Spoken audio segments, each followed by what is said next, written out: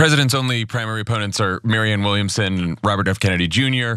Haven't been any rumors about anyone else even thinking about jumping in. Will you be supporting Joe Biden for reelection?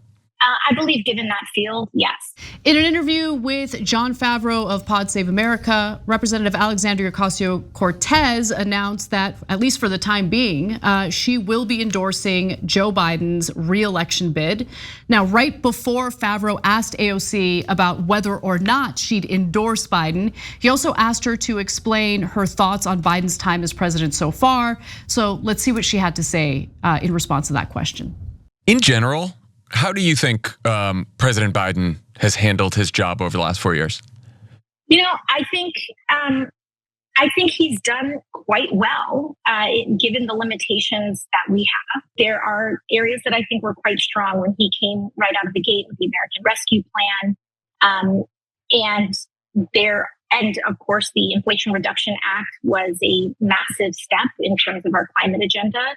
But there are also areas that I think could have gone better. The president and I think the Democratic Party in general continues to struggle with immigration. When it came to the goals that the Biden administration failed to accomplish, AOC mentioned something that the, I would say more corporate wing of the Democratic Party likes to use it as an excuse, and that is the legislative filibuster. I just want to quickly go to that video and then Cenk will go off. There's so much more that we could do, so much more that we should do. We have major structural issues in this country, and I think it starts with the United States Senate. And I think that until we have senators that are willing to stand up and stare the filibuster in the eye and stare a lot of structural issues about the Senate in the eye, the United States Senate will be what holds back this country from an enormous amount of progress. So look, Cenk, on one hand, I want to be fair, right? So right now she's saying, given the field, given what the Democratic primary looks like, yeah, I'm throwing my support behind Joe Biden. I don't begrudge her for that, right? I do, but okay. Okay, so going. there's that. The filibuster and the structural issues she mentioned are legitimate issues. And she's in the House. The legislative filibuster is in the Senate. I would have loved to see Senate Democrats actually fight to reform, the filibuster situation, or just throw out the filibuster entirely. I know there's some disagreement in regard to the consequences of doing that. So I'm just trying to be fair in parsing out what she's saying there. At the same time, it is frustrating because the whole point of pushing a more progressive wing of the Democratic Party was to essentially have a group of elected lawmakers in the Democratic Party that would challenge, the corporate Democrats and push the party overall to the left, especially on economic issues, and that remains to be seen. No, yeah, I mean, it remains to be seen, as in they haven't done it at all, and let's see if they do. There's three different issues with what AOC just said. One's about the primary, I'll get to that in a second. Number two is whether Biden has been good enough so far. And the third one is the essential core of the problem. So she's wrong on all three. So number one, central core of the problem is not the filibuster. The central core of the problem is that her colleagues are corrupt and they take corporate cash and do whatever their donors tell them. The filibuster is just a tool they're using to block progress. If it wasn't a filibuster, they'd use another tool to block progress, because the problem isn't some sort of like, oh golly gee, I just can't get past that random hurdle that's procedural. You can't get past a procedural, that's not the core of the problem at all. If you think that the filibuster is a problem and not the campaign financing, sorry, but you just missed it. You missed the whole thing. And I don't think that AOC thinks that. I think AOC is saying that because the number one crime in Washington is criticizing a freaking colleague, okay? And so she's, in my opinion, purposely misidentifying the problem. So that's an enormous issue right there. Secondly, did Biden do a good enough job? Come on, guys. No, I don't want progressives joining in gaslighting us. Remember when progressives said $15 minimum wage was a layup and that their buddy Joe Biden was definitely going to pass it? And what's the first thing Joe Biden threw under the bus? The $15 minimum wage. Goes out on television as soon as he's elected, he goes, I don't know about 15, it's gonna be hard. Gonna be hard to do it. He said it in the Super Bowl interview, he said it in another interview, and right away they took it right out of the bill because he was lying. You can't say that in Washington. That is a powerful elite person. And at the head of our beloved party, the party matters so much more than the voters. Who cares about the voters or the policies? The party must be protected. No, he didn't do it. He was never gonna do it. Public option. Hold on. I gotta just interject really quick on $15 an hour minimum wage. Remember, there are states like Florida, red states like Florida, that had a $15 an hour minimum wage on the ballot, right? As a ballot initiative that voters can directly vote on. And they overwhelmingly approved it. So when we hear from Democratic lawmakers or Democratic officials arguing that accomplishing things like $15 an hour minimum wage is challenging or difficult, you gotta really ask them what they mean by that, because it's not challenging as a result of the electorate not wanting it. The electorate overwhelmingly wants it, including Republican voters in states like Florida. So I just wanted to give that. Yeah, 100%. Yeah. Look, here's another example, the one I always use, paid family leave. Does the public want it? Is it challenging? Is it difficult? No, it's super easy. 84% of Americans want it. All you have to do is be strong. 74% of Republican voters want it. Republicans, why aren't you doing it? Why aren't you doing it? Why aren't you doing what 3/4 of your voters want? And take it to the Republicans. No, I can't fight the Republicans. Filibuster, get out of here. Biden doesn't want to do it. Look, I'm sorry, man, if you still don't get that, all right, well, what are we gonna do? Then we got nobody to help us in Washington. 84%, by the way, progressives in Congress, what are you doing? Why don't you introduce it?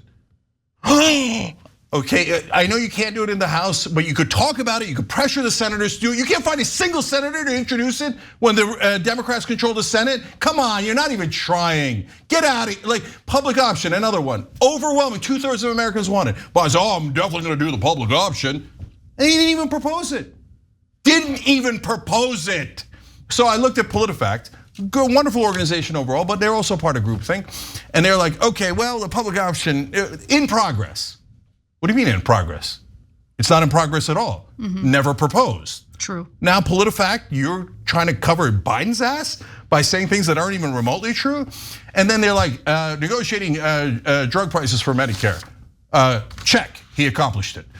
Accomplished it for 10 drugs 3 years later and thousands of drugs you can't negotiate prices on.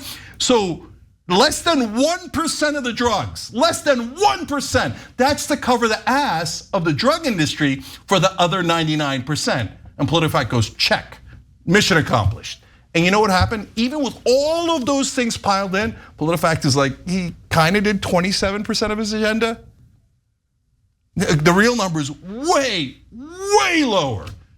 And AOC is supposed to be the leading fighter of progressives in the House. She's like, oh yeah, good enough. No, I'm sorry, not remotely good enough. And finally, to the primary. We haven't even gotten started yet. This is around the time when Trump came down the escalator in 2015. And already, not just Democrats, not just the corporate media that loves Biden, that loves establishment Democrats, loves greasy corporate politicians, not just those guys. But progressives are saying it's over before it got started? Yeah, that is, look. Come on. I think that is like definitely a warranted criticism. Every part of it is warranted. Because look, I mean, in the very least, you withhold your endorsement in an effort to get some concessions, right? But there was no effort at all here. And I think that's at the heart of your frustration. Hey, by the way, it's not just AOC. No, we're always fair. Bernie, I love you, Bernie. But what are you endorsing him now for? Why don't you just endorse him like a decade ago? What is this? And hey, Bernie Sanders, AOC, all of these progressives in Congress, what did you get for your endorsement of Biden this early? Yeah, I'll let you take a minute with that.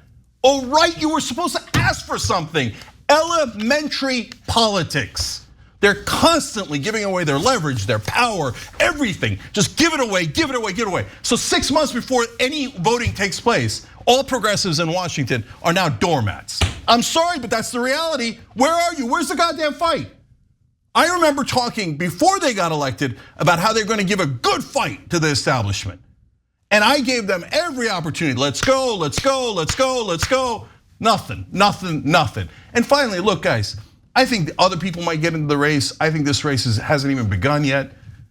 But if you made me vote between Joe Biden and Marianne Williamson, it is not remotely close. Marianne Williamson.